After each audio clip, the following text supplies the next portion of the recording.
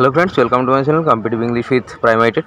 তো বন্ধুরা, আজকে সুপ্রিম কোর্টে এই এসএসসি মামলার আরও একটা অংশ, এর আগেই যে 26,000 চাকরি বাতিল মামলা, তো তার জাজমেন্ট এসেছে।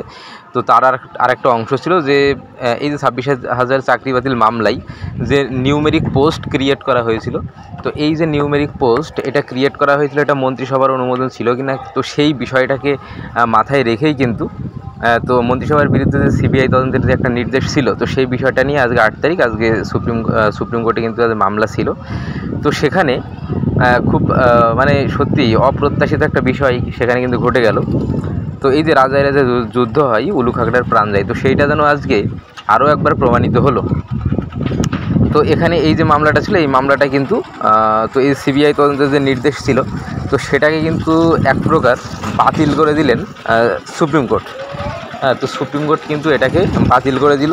তো এটার এই যে সিবিআই তদন্তের যে নির্দেশ দেওয়া হয়েছিল, তো সেই নির্দেশ কিন্তু আর থাকলো না।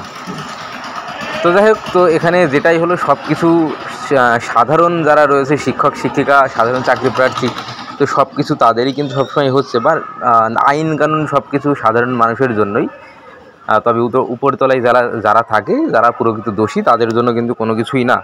তো সেটা কিন্তু আরও একবার প্রকাশ পেল।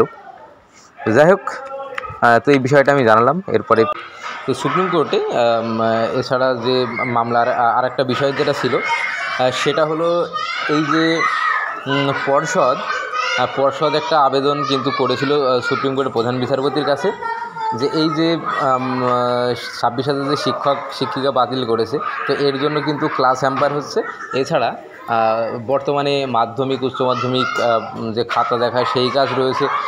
এছাড়া অন্ততপক্ষে যদি পরবর্তী সিলেকশনের মাধ্যমে আবার শিক্ষক নিয়োগ, ওই 26,000কেই মানে পুনর্মূল্যায়নের মাধ্যমে শিক্ষক নিয়োগ তাদেরকেই।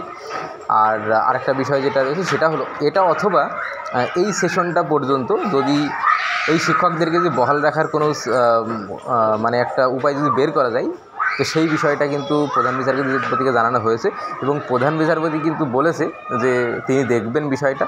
তো কিছুটা হলেও একটা সবুজ সংকেত দেখা গেছে। তো দেখা যাক শেষ পর্যন্ত কী হয়, আমি অবশ্যই তুলে ধরবো।